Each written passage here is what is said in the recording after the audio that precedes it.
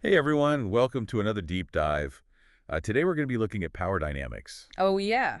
with Robert Greene's The 48 Laws of Power. This is a great one. Yeah, I'm really excited to kind of dig into this and see what we can learn Yeah. about how to apply these laws Mm. to navigating, social situations, professional situations. Yeah.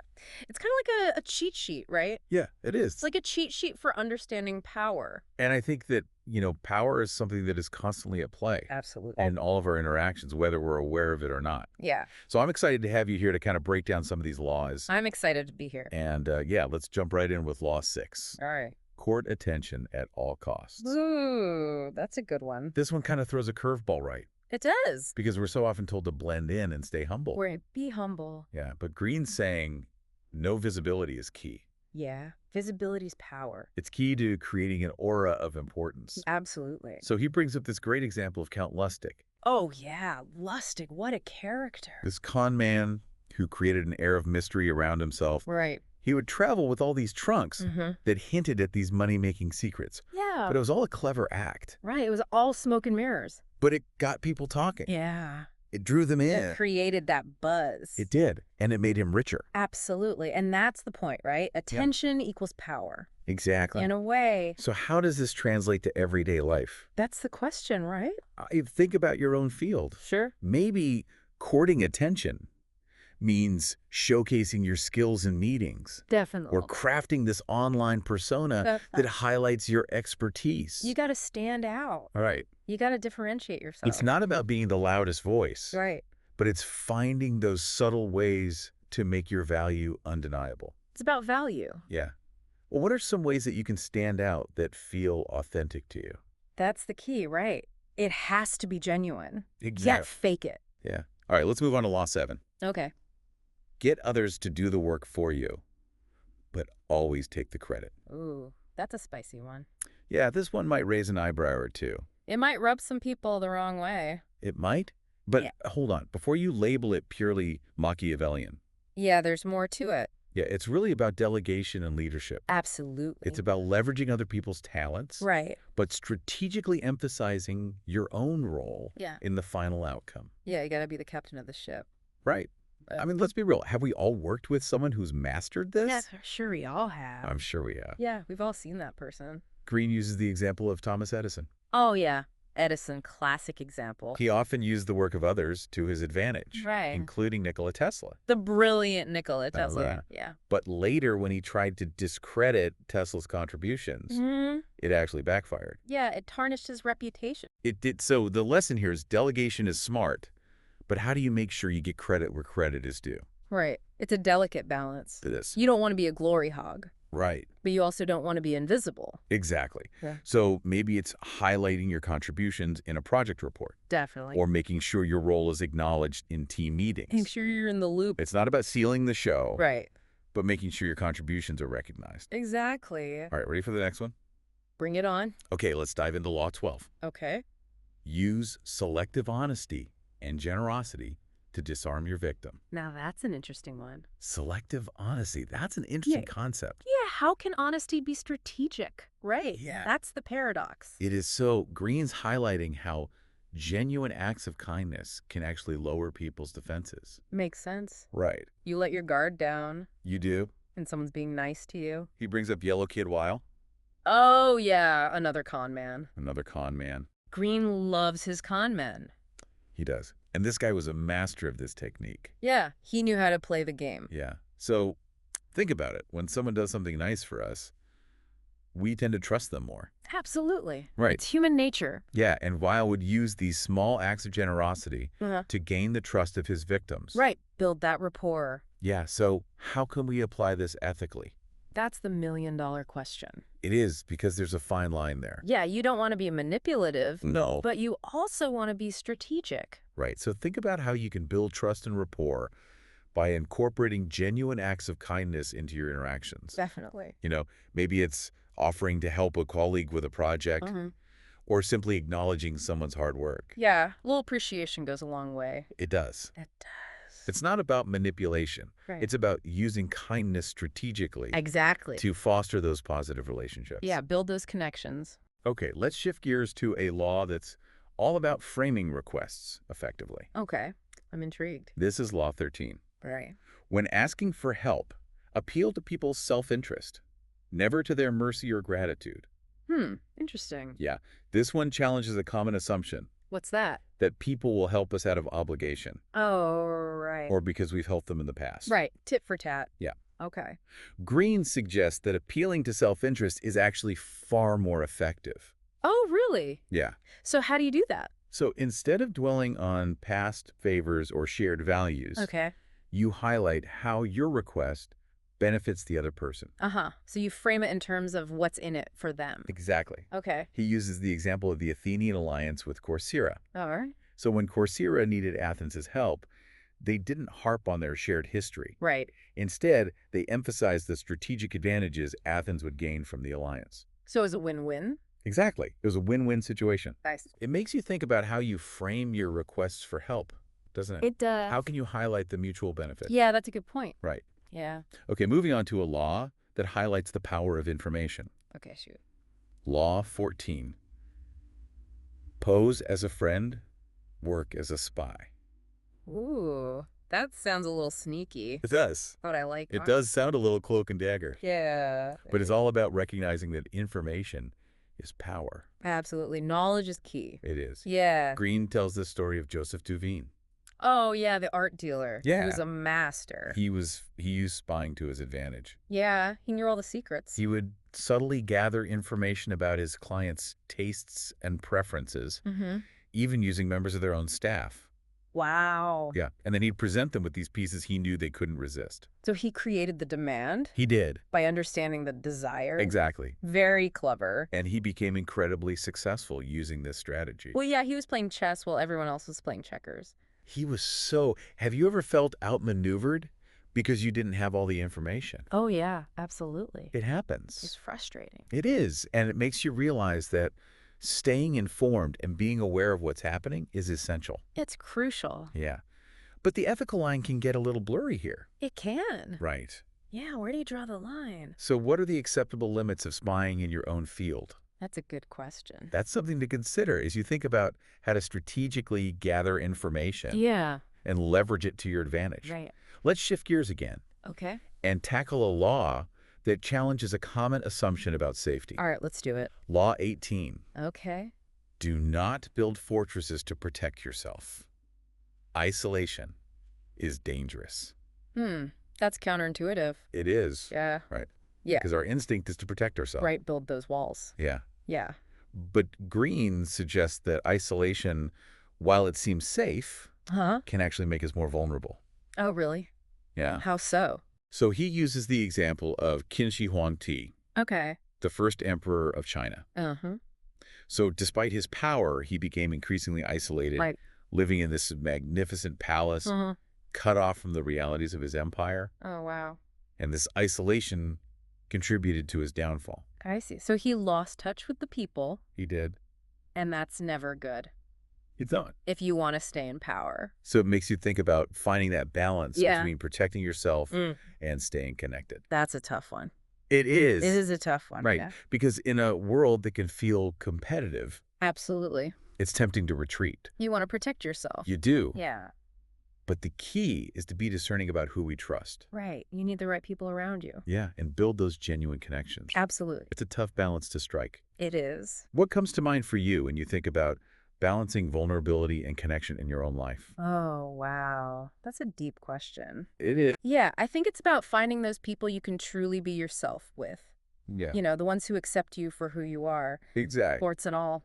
Okay, let's unpack another law Okay. that focuses on understanding people's motivations. All right, I'm all ears. This is Law 33. Discover each man's thumbscrew. Ooh, that's a vivid image. It is. A thumbscrew, ouch. So this metaphor suggests that everyone has a point of leverage, Right, everyone's got a weakness. a weakness, Yeah. a deep-seated desire. Yeah, something they really want. Exactly. Okay. Greene uses the example of Lola Montez. Oh, yeah, the 19th century courtesan. Yeah, she was a master at manipulating powerful men. She knew how to play the game. She did. She was able to play on their vanity, their insecurities, their desires, and use that knowledge to gain influence. Right.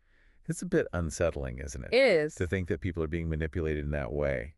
Yeah, it's a bit Machiavellian. It is, but it highlights that while we don't want to exploit people, understanding what motivates them Mm-hmm. is a key aspect of persuasion. Yeah, if you know what makes people tick, Hmm. you can influence them. So how can we ethically read people to understand their motivations without crossing the line? That's the ethical dilemma, isn't it? It is. Yeah, It's about being observant, right. listening actively, Uh-huh. picking up on those subtle cues, Yeah, paying attention. and of course, using that knowledge responsibly. Absolutely. Think about how you can use this understanding to build stronger Yeah. relationships and communicate more effectively. Yeah, that's the goal, right? It is. Yeah. Okay, ready for the next one? Hit me. Let's talk about a law that might be particularly relevant in today's world Okay. of constant digital stimulation. Yeah, we're bombarded with information. Law 36. Disdain things you cannot have. Ignoring them is the best revenge.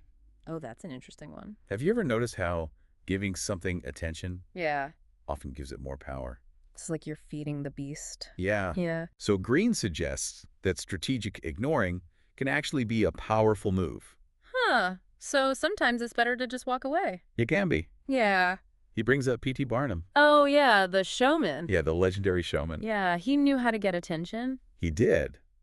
And he was a master at ignoring his critics Mm-hmm. and focusing on entertaining his audience. Right, give the people what they want. Yeah. Yeah. He understood that dwelling on negativity only amplified it. Yeah, don't feed the trolls. Don't feed the trolls. Right? Exactly. Yeah. So it makes you think about how you can apply this to your own life. It does. What are some things you can choose to ignore, Yeah, what deserves your attention? to not give your energy to? Right. Maybe it's those negative comments online Yeah, those can be draining. or that colleague who always seems to bring you down. Right, you don't need that negativity. Remember, your attention is valuable, It is. and where you choose to direct it can have a significant impact. Okay, let's wrap up this first part with a law that might challenge our love of freebies. Oh, freebies, who doesn't love free stuff? Right. Yeah. Law 40, Okay. despise the free lunch. Nah, that's a tough one. Who doesn't love free stuff? Yeah, I mean, everyone loves a good deal. Right. Yeah. But Greene suggests that free things often come with hidden obligations or strings attached. Oh, yeah, there's always a catch. There's always a catch. Right. He points to the Spanish conquistadors Okay. and their relentless pursuit of El Dorado, Oh, yeah, the city of gold. the mythical city of gold. Yeah, that didn't turn out so well for them. It didn't. Their obsession with this free treasure Right. ultimately led to disaster. Greed is a powerful motivator. So it highlights the importance of being aware of the potential costs Uh-huh. of things that appear free. Right. Nothing in life is truly free. Yeah. So what free things in your life might be costing you more than you realize? Oh, that's a good question. Maybe it's that free app that's collecting your data. Oh, yeah, those are sneaky. Right. Yeah. Or that free trial that automatically renews at a hefty price. Yeah, those are the worst. It's about being mindful of the subtle ways Yeah. that free offers can influence our behavior. Right, because they are designed to influence you. They are. Yeah, to get you hooked. Exactly. All right, that wraps up part one of our deep dives. Okay. We've already covered some fascinating ground, haven't we? We have. But we've got plenty more to explore. I can't wait. Stay tuned for part two, where we'll delve into even more of Robert Greene's The 48 Laws of Power. Sounds good. Welcome back to our deep dive into the 48 Laws of Power. We're picking up where we left off, exploring all the strategies and insights that Robert Greene lays out in this book. Are you ready to uncover more of these power dynamics? Oh, absolutely. I'm hooked. All right, let's jump right in with Law 23. Concentrate your forces. Okay, focus. Now, this isn't about, military maneuvers or anything like that. Right. Yeah. This is about focusing your energy and resources on what truly matters. Okay, priority. Greene argues that spreading yourself too thin Yeah. can actually weaken your impact. You can't be everything to everyone. Right. Yeah. He uses the example of the Rothschild banking dynasty. Oh, yeah, the Rothschilds' powerful family. They strategically concentrated their resources and built this incredibly powerful network. Smart. It makes you think about those times when you've taken on too much, doesn't it? Oh, yeah, for sure. I've been there. You try to do everything and you end up doing nothing You well. burn out. You do. Yeah, So how can you apply this law to your own life? that's the question, right? What are some things you can let go of to focus on your most important goals? Less is more sometimes. Maybe it's about saying no to certain commitments Boundaries are important. or delegating tasks. Yeah, get help. Or simply streamlining your to-do list. Focus on what matters. Right. All right, let's shift gears to a law that encourages bold action. Okay, I like where this is going. Law 28. Enter action with boldness. Be bold. Yeah, timidity and hesitation can make us appear weak. Boldness grabs attention Yeah. and inspires confidence. You gotta be confident. Greene tells the story of Pietro Aretino, Okay. a Renaissance writer who wanted to make a name for himself. Uh-huh. So he took a bold step What did he do? and published these controversial satirical poems Oh, wow. that targeted powerful figures. He was playing with fire. He was. Yeah. But his audacity, while risky, ultimately brought him the fame he desired. So it paid off. It did. Interesting. It makes you wonder if you're playing it too safe sometimes, doesn't it? It does. You gotta take risks sometimes. You do. Are there areas in your life where you could benefit from taking a more audacious approach? Maybe, yeah, sometimes you gotta go for it. Maybe it's about speaking up in a meeting, Yeah. pitching a bold idea, Mhm. or simply taking a chance on something that scares you a little. Get out of your comfort zone. Of course, boldness without a plan can backfire. Oh, yeah. You gotta have a strategy. So it's about finding that balance between calculated risk Right. and strategic action. Don't just jump in blindly. Exactly. Okay, ready for the next one? I'm ready. Let's talk about Law 34. Be royal in your own fashion. Act like a king to be treated like one. Okay, so fake it till you make it. This doesn't mean putting on airs or acting superior. Right. It's about projecting an air of confidence and self-worth. Yeah. Carry yourself with dignity. Greene uses the example of Christopher Columbus. Oh, wow. Columbus. He, despite, humble beginnings, presented himself with authority. He had a vision. And his confidence helped him secure funding for his voyages. Right. And achieve historical significance. He believed in himself. He did. It makes you realize the power of perception, doesn't it? People believe what they see. If you carry yourself with confidence, others are more likely to perceive you as competent and worthy of respect. Yeah, you got to project that confidence. So think about how you can project more confidence in your interactions. Okay, so body language. Maybe it's about standing tall, Eye contact. making eye contact. Yeah. Or simply speaking with conviction. Yeah. Believe in what you're saying. Okay, let's move on to a law that emphasizes the power of creating memorable experiences. Okay, I like this one. Law 37. Create compelling spectacles. Woo! Put on a show. In a world that's overflowing with information, Yeah, we're constantly bombarded. capturing attention is crucial. You got to stand out. You do. Yeah. Greene argues that powerful people understand the art of creating captivating events and visual displays. Yeah, create an experience. Think about the elaborate ceremonies and processions Right. of monarchs throughout history. Yeah, they knew how to make an impression. They were designed to inspire awe and reinforce the ruler's authority. Right. Spectacle equals power. Exactly. So what comes to mind for you when you think about creating a compelling spectacle? Well, it depends on the context, right? Yeah. But I think it's about creating something that people will remember, Right. something that will make them feel something. Maybe it's about giving a dynamic presentation, Yeah. organizing a memorable event, or simply finding ways to make your work stand out. Yeah, you got to be creative. It's about creating experiences that people will remember and talk about. Word of mouth is powerful. Okay, let's shift gears again and delve into a law that emphasizes the importance of connecting with people on an emotional level. Okay, emotions are powerful. They are. This is Law 43. Work on the hearts and minds of others. Win them over. This one reminds us that lasting power comes from winning people over, Yeah. not from forcing them to submit. Right, build relationships, not enemies. Greene tells the story of Zhuge Liang, Okay. this brilliant military strategist in ancient China. Instead of crushing his opponent with brute force, What do you do? he repeatedly captured him, Oh, only to release him with kindness and respect. it's unexpected. And this strategy ultimately won over his opponent's loyalty. Wow. So he killed him with kindness. It highlights the power of empathy and understanding, doesn't it? It does. You can Like- catch more flies with honey. It makes you think about how you can build trust and rapport with others. Yeah. It's about building bridges. Maybe it's about listening attentively, Yeah. showing genuine interest, Huh. or finding ways to connect on a personal level. Yeah. People want to feel seen and heard. All right, let's tackle a law that might resonate with anyone who's ever tried to implement change. Oh, change can be tough. It can be. This is Law 45.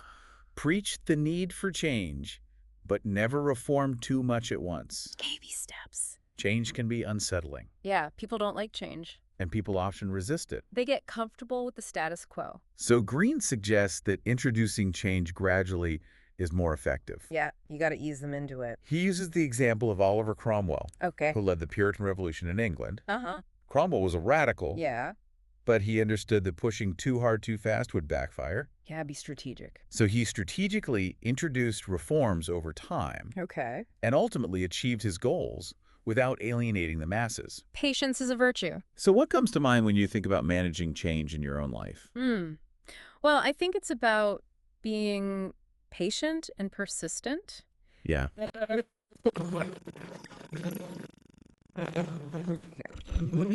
Introducing new ideas gradually, Yeah, start small. getting buy-in from stakeholders, Definitely. or simply being patient with the process. Change takes time. It does. It's a reminder that lasting change often takes time and persistence. Absolutely. Okay, ready for the next one? Bring it on. Let's explore Law 4. Always say less than necessary. Ooh, the power of silence. This one might be challenging for those of us who love to talk. Yeah, sometimes you gotta zip it. But Greene argues that talking too much can actually diminish our power. Really? Yeah, he points to Louis XIV, Oh, the Sun King. who was known for his calculated silences. Interesting. When faced with a tough decision, he'd simply say, "I shall see," Oh. and leave everyone guessing. So he kept them in suspense? He did. Yeah. It makes you think about the power of silence, doesn't it? It does. Sometimes less is more. Sometimes saying less can make us appear more thoughtful and in control. Yeah. It creates an aura of mystery. Think about those situations where you tend to over-explain. Oh, I do that all the time. What would happen if you said less Maybe people would listen more. and allowed others to fill in the blanks? That's a good point. It's a technique worth experimenting with. I'll try it. All right, let's move on to Law 9, which emphasizes the power of actions over words. Okay. Actions speak louder than words. Win through your actions, never through argument. Show, don't tell. Actions speak louder than words, right? Absolutely. Greene argues that arguing often leads to resentment and resistance. Yeah, nobody likes to be argued with. It's far more effective to demonstrate your point through your actions Right. Let your results speak for themselves. and let your results speak for themselves. Exactly. He uses the story as Michelangelo. Oh, yeah, the artist. When challenged about his approach to sculpting a nose, he simply set to work and proved his skill. Showed them how it's done. Think about those situations where you've gotten bogged down in arguments. Oh, I've been there. What would happen if you shifted your focus to taking action and proving your point through results? Yeah, sometimes it's better to just do it. It's a powerful approach, and it often speaks volumes. Actions are powerful. Okay, this next one might sound a bit intense. Okay, I'm intrigued. Law 15, crush your enemy. Totally. Oh, wow, that sounds ruthless. Now, before you picture any actual crushing, let's clarify. Okay. This law is about recognizing that in the realm of power, leaving an enemy partially defeated can be dangerous. Oh, I see. So finish the job. Greene points to the ancient Chinese general Xiang Yu, Okay. who made the mistake of showing mercy to his rival. Uh-oh. And this allowed his rival to regroup and eventually defeat him. Big mistake. It's a harsh lesson, Yeah. but it highlights the importance of being decisive and thorough when dealing with those who threaten your interests. Right. You got to protect yourself. Now, this doesn't mean being ruthless or vengeful. It's about recognizing that in certain situations, you need to be assertive and protect your interests. Yeah, stand your ground. It also underscores the importance of choosing your battles wisely. Right. You can't fight every battle. Sometimes it's better to avoid making enemies in the first place. Definitely. Which brings us to a related law. Okay. Law 19. Know who you're dealing with. Do not offend the wrong person. Choose your enemies carefully. This one seems like common sense, Yeah. but Greene dives deeper. Okay. He argues that people react differently to situations. Yeah. And it's crucial to understand who you're dealing with. Read the room. He tells the story of this ruler who insulted a seemingly insignificant prince. Uh-oh. Years later, that prince came back with a vengeance, Oh, wow. overthrew the ruler, and burned his palace. Revenge is a dish best served cold. It's a stark reminder that underestimating or offending people can have serious consequences, Yeah, you never know who's going to hold a grudge. even years down the line. So what comes to mind for you when you think about navigating those tricky power dynamics? Well, I think it's about being observant and reading people. Yeah. And understanding their motivations. Yeah. And also being careful about what you say and do. Because sometimes a seemingly harmless comment or action can have unintended repercussions. Absolutely. Words can be weapons. It's a reminder to be mindful of how our words and actions impact others, Yeah, treat people with respect. especially those who might hold a grudge. Yeah, don't make enemies unnecessarily. Okay, ready for the next one? I'm ready. Let's talk about Law 26. Keep your hands clean. Okay, hygiene is important. Now, this isn't about personal hygiene. Okay. This is about maintaining a spotless reputation, Right. even if it means distancing yourself from less than savory actions. So protect your image. Greene uses the example of a Chinese general Okay. who was betrayed by two of his own men. Oh. Instead of seeking immediate revenge, What did he do? he focused on winning the battle and dealt with the betrayal later. Smart. He prioritized the bigger picture. It highlights the importance of prioritizing the bigger picture, Right. of not getting caught up in personal vendettas. Don't let emotions cloud your judgment. It also suggests that delegating certain tasks, especially those that might get messy, Right. can be a strategic move. Yeah. Keep your hands clean. Think about those situations where you felt the urge to get involved in every detail. Oh, yeah. I'm a control freak sometimes. What would happen if you took a step back and allowed others to handle certain tasks? Maybe things would run more smoothly. Maybe. Yeah. It's about being strategic and discerning about where you focus your energy. Delegate and elevate. Okay, let's move on to Law 31, which is all about setting the stage for success. Okay, set yourself up for success. Control the options. Get others to play with the cards you deal. Stack the deck. Powerful people create situations where they have the advantage. Right, they control the game. They subtly limit the choices of others, guiding them towards a predetermined outcome. So they're manipulating the situation. In a way, Greene shares the incredible story of Count Victor Lustig. Oh, I love this story. This guy managed to sell the Eiffel Tower, not once but twice. What? He convinced scrap metal dealers that he had the right to dismantle the tower. How did he pull that off? He created this illusion of authority. Wow, that's impressive. It's a fascinating example of how manipulating perceptions can be a powerful tool. Yeah, perception is reality.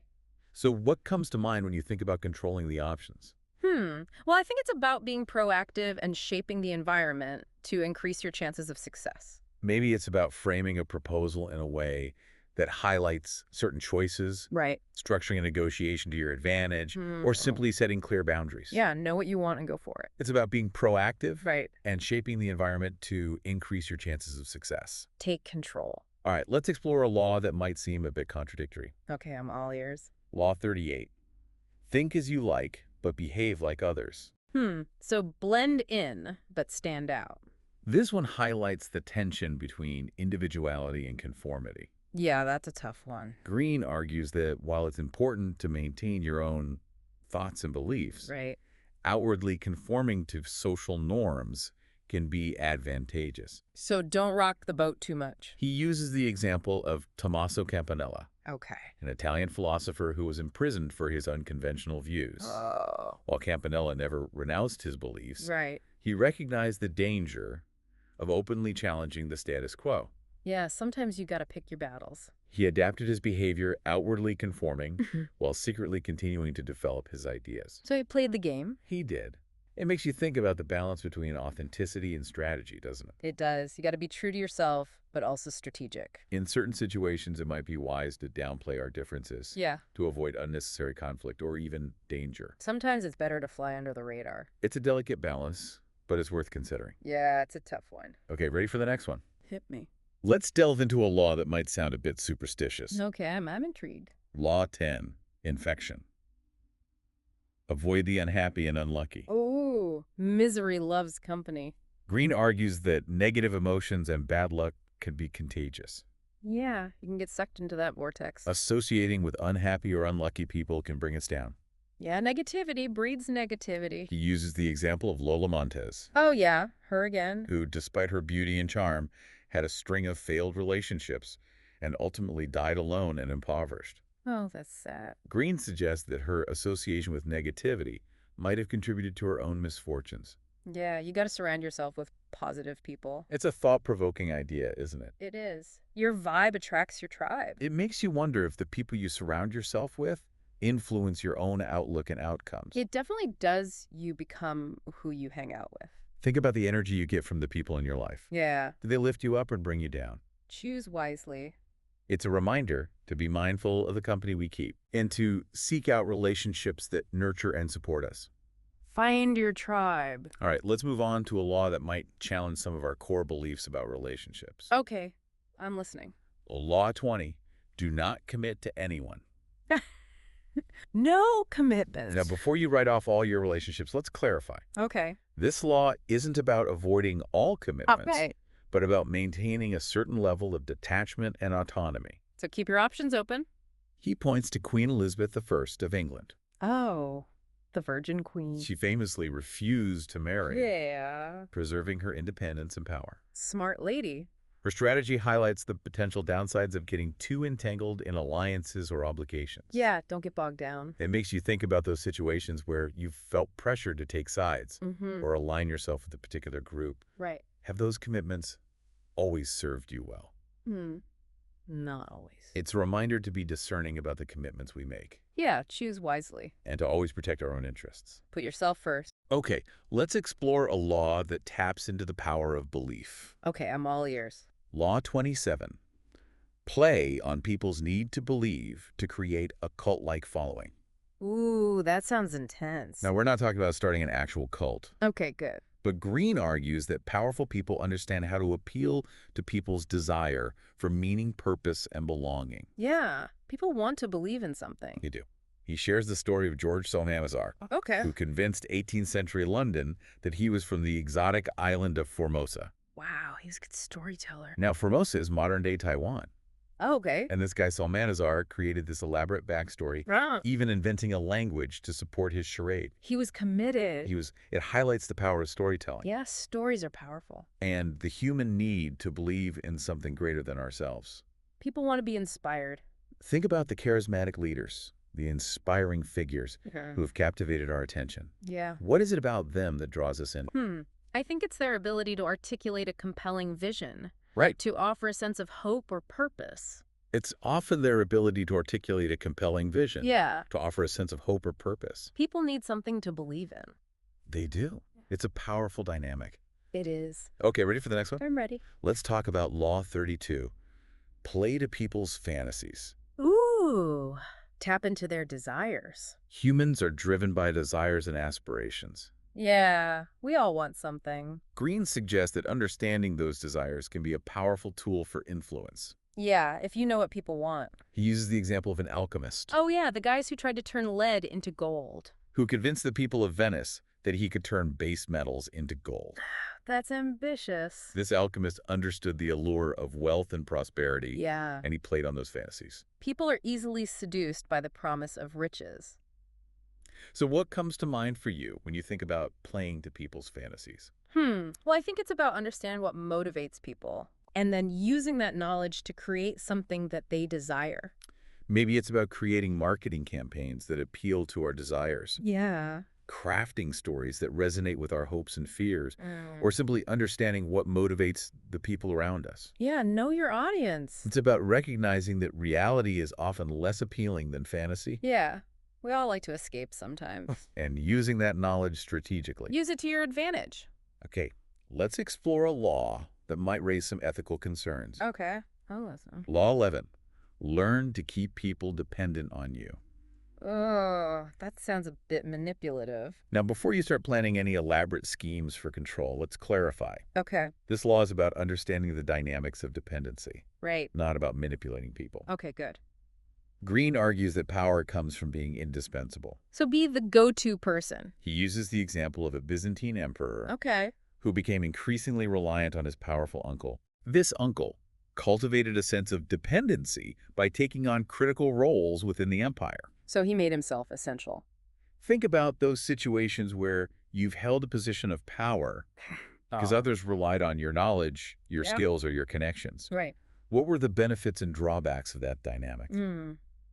Well, the benefits are that you have a lot of influence, but the drawbacks are that you can get taken advantage of. Right. It's a reminder that dependency can be a double-edged sword. It is. It can create stability and loyalty, Yeah. but it can also lead to resentment and power struggles. Right. It's about finding the right balance. Yeah, you gotta be careful. All right, let's dive into a law that might make you chuckle. I need a good laugh. Law 21. Play a sucker to catch a sucker. Seem dumber than your mark. Oh, the old fool's gold trick. This one might seem counterintuitive, It does. but Greene argues that appearing less intelligent than you actually are can be a strategic move. So play dumb. He shares the story of Yellow Kid Weil. Oh, yeah, the con man. This guy often played the role of a simpleton Mm-hmm. by appearing less intelligent. Right. He lulled his victims into a false sense of security, Yes. making them easier to manipulate. Clever. It makes you think about those situations where you've underestimated someone, doesn't it? Oh, yeah, for sure. I've been fooled before. Perhaps they were playing the sucker to gain an advantage. Right. It's a reminder that appearances can be deceiving, Yeah, you can't judge a book by its cover. and that intelligence can be used in subtle and unexpected ways. Yeah, brains over brawn. Okay, let's explore a law that's all about mastering the art of social navigation. Okay, I need help with this one. Law 24. Play the perfect courtier. Be charming. This one evokes images of elaborate courts and intricate social rituals. Yeah, all that pomp and circumstance. But Greene argues that the principles of courtly behavior are relevant in any setting where power dynamics are at play. So it's about social intelligence. He points to Baldassare Castiglione, Okay. who wrote The Book of the Courtier. This was a guide to navigating courtly life and gaining favor. So a how-to manual for social climbers. In a way, Castiglione emphasized the importance of discretion, Right. observing unspoken rules, Mm. being skilled in conversation and flattery, Yeah. and always maintaining a pleasant demeanor. So be charming and agreeable. It makes you think about those situations where you've had to navigate complex social dynamics, doesn't it? Yeah, all the time. Maybe it was a work event, a family gathering, or simply a challenging conversation. Right. Or the unspoken rules, Yeah. the social cues you had to pick up on. Can be tricky. It's a reminder that social intelligence is a valuable skill, It is. and that mastering the art of the courtier can be beneficial. Yeah, it can open doors. Okay, ready for the next one? I'm ready. Let's talk about Law 29, plan all the way to the end. Have a strategy. This one might seem like common sense, Yeah. but Greene argues that powerful people don't just react to events. Right. They anticipate them Uh-huh. and plan their moves carefully. Think ahead. He uses the example of Otto von Bismarck, Okay. the German statesman who masterfully orchestrated the unification of Germany. Yeah, he was a master strategist. Bismarck's success was a result of his long-term planning and strategic thinking. He had a vision. So what comes to mind for you when you think about planning? Well, I think it's important to have a plan, but also be flexible. Yeah. Because things don't always go according to plan. Do you have a clear vision of your goals, or do you tend to take things day by day? I try to have a plan, but I'm also open to new opportunities. It's a reminder that while spontaneity can be fun, Yeah. having a plan can help us navigate challenges and achieve our goals. Absolutely. All right, let's explore a law that might seem a bit humbling. Okay, I'm all ears. Law 1, never outshine the master. Don't steal the show. Now, this doesn't mean suppressing your talents or playing small, Right. but Greene argues that it's important to be mindful of the power dynamics at play Yeah, don't make your boss feel threatened. and to avoid making those above you feel threatened. Right. He tells the story of Nicolas Fouquet, Okay. the finance minister to King Louis XIV of France. Uh-huh. Fouquet hosted this lavish party Oh, wow. that inadvertently overshadowed the king, Oh. who, feeling threatened, Yeah. had him arrested and imprisoned. Wow, that's harsh. It's a cautionary tale, isn't it? It is. Don't outshine the boss. It reminds us that even unintentional slights can have serious consequences. Yeah, you got to be careful. Think about those situations where you've had to work with someone who felt threatened by your competence. Oh, yeah, I've been there. How did you navigate that dynamic? Well, I tried to be respectful and supportive Yeah. and not make them feel like I was trying to take their job. It's a reminder to be sensitive to the egos and insecurities of those in positions of power and to find ways to support their success. Yeah, make them look good. Okay, let's dive into a law that emphasizes the power of attraction. Okay, I like this one. Law 8. Make other people come to you. Use bait if necessary. Be the prize. This one might sound a bit manipulative, It does. but it's really about understanding the dynamics of desire. Yeah, people want what they can't have. Greene argues that powerful people make themselves the desired object Right. rather than chasing after others. Be the catch. He uses the example of Napoleon Bonaparte's return to power in 1815. Oh, yeah, Napoleon. After escaping exile, Uh-huh. Napoleon landed in France with a small force. Okay. But instead of attacking, What did he do? he waited. He Huh. allowed rumors to spread, Yeah, anticipation to build. And as the French people grew disillusioned with the current government, right. they began to flock to Napoleon. So he played the waiting game. He did what comes to mind when you think about making people come to you. Hmm. Well, I think it's about creating a sense of value and scarcity Yeah. so that people see you as something. Welcome back to our deep dive into the 48 Laws of Power. We're wrapping up our exploration of Robert Greene's thought-provoking insights, ready for the final leg of our journey. Absolutely. Let's do it. Okay, let's jump right in with a law that highlights the importance of creating a sense of unease in your rivals. Okay. Sounds intriguing. Law 17, keep others in suspended terror. Cultivate an air of unpredictability. Ooh, that's a good one. This one sounds a bit ominous, doesn't it? It does a little bit. But it's not about instilling fear. Okay. It's about recognizing that predictability can make us vulnerable. Right. If people know what you're going to do, they can plan accordingly. If people can anticipate our every move, they can easily outmaneuver us. Exactly. You got to keep them guessing. Greene uses the example of Stonewall Jackson, the Confederate general known for his unpredictable tactics. Oh, yeah. Stonewall Jackson, he was a brilliant military strategist. His surprise attacks kept his opponents guessing. And that gave him a huge advantage. So what comes to mind when you think about unpredictability?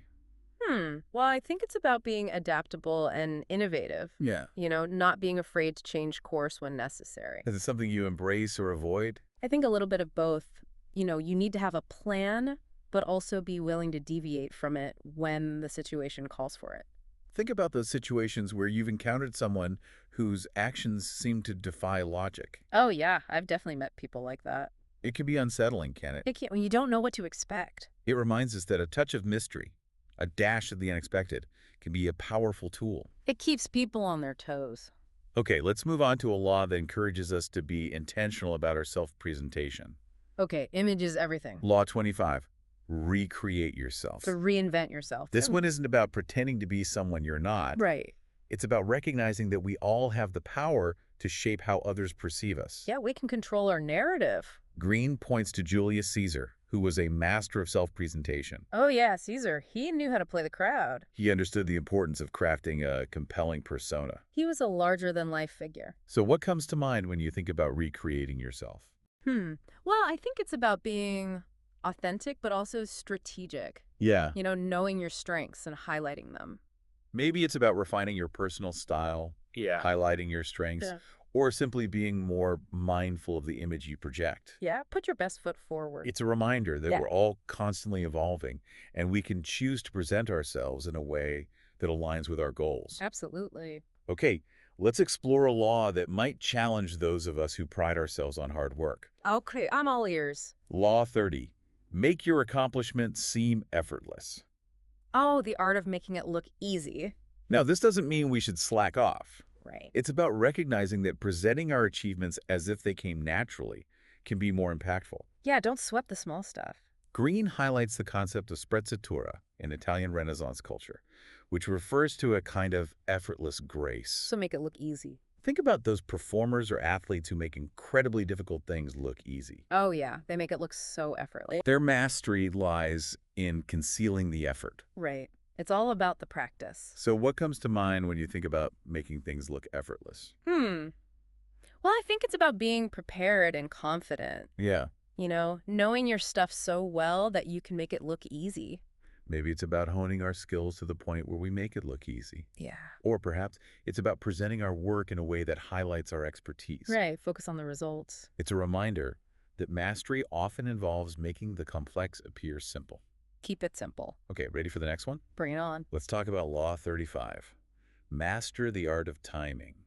Timing is everything. Timing is everything, isn't it? It is. Greene argues that powerful people understand the importance of choosing the right moment to act. Yeah. Strike while the iron is hot. He uses the analogy of a predator patiently stalking its prey. Right. Wait for the perfect moment. Think about those situations where you've missed an opportunity because you acted too soon or hesitated for too long. Oh, yeah. I've been there. It's a reminder to be observant, to assess the situation carefully, and to strike when the iron is hot. Don't miss your chance. Okay, let's explore a law that encourages us to shake things up a bit. Okay. I like where this is going. Law 39.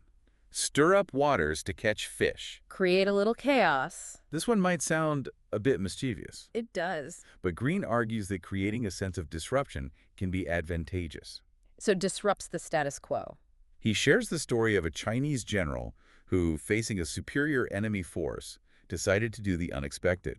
What did he do? He opened the city gates and had his troops hide while he calmly played his lute on the city walls. Wow, that's bold. His unusual behavior created confusion in the enemy, giving his forces time to escape. So he used psychology to his advantage. What comes to mind when you think about stirring up the waters? Well, I think it's about being creative and thinking outside the box. Yeah. Not being afraid to challenge conventional wisdom. Maybe it's about taking a risk, Yeah. challenging the status quo, Sure. or simply introducing an element of surprise. Keep them guessing. It's a reminder that sometimes the best way to achieve our goals is to break free from conventional thinking. Be a game changer. Okay, let's move on to Law 42. Strike the shepherd and the sheep will scatter. Go for the head honcho. This one highlights the importance of recognizing key players in any power dynamic. Right. Identify the leader. Greene argues that removing the leader of a group can be far more effective than attacking the followers individually. Yeah. Take out the head and the body will follow. He uses the example of Grigory Rasputin, the Russian mystic, Right. who had immense influence over the Tsarina. Oh, yeah. Rasputin, he was a powerful figure. Rasputin's enemies recognized that he was the key to controlling the Tsarina, and they ultimately assassinated him. So they eliminated the threat. It's a chilling example, but it highlights the importance of understanding power structures. Yeah. Who's really in charge? Think about those situations where you've had to deal with a difficult group or organization. What would happen if you focused on influencing the leader? Yeah. Get them on your side. It's a strategy that can be incredibly effective. It can. Okay, ready for the next one? Hit me. Let's talk about Law 44. Disarm and infuriate with the mirror effect. Ooh. Psychological warfare. This one delves into the psychology of manipulation. Yeah. Greene argues that mirroring someone's behavior can be a powerful way to disarm them. So be a coffee cat. He uses the example of Talleyrand, the French statesman, known for his wit and diplomatic skills. Oh, yeah. Talleyrand, he was a smooth operator. Talleyrand would often mirror his opponent's behavior, subtly manipulating them. So he played them at their own game. What comes to mind when you think about mirroring? Well, I think it's about being observant and adaptable. Have you ever noticed how some people seem to adopt the mannerisms or speech patterns of those they're interacting with? Oh, yeah. All the time? It can be a subtle but effective way to build rapport. Yeah, you create a sense of connection. And in some cases, it can be used to subtly influence others. Right, you can lead them without them even realizing it. All right, that brings us to the end of our deep dive into Robert Greene's The 48 Laws of Power. Wow, that was a wild ride. We've covered a lot of ground, haven't we? We have. From the importance of courting attention to the power of strategic inaction, from the art of framing requests to the dangers of isolation, we've explored a wide range of insights. It's been fascinating. What stood out to you most during our exploration? That's a tough one. There are so many good ones, but I think the one that really stuck with me is Law 36, disdain things you cannot have. Ignoring them is the best revenge. Yeah, that's a powerful one.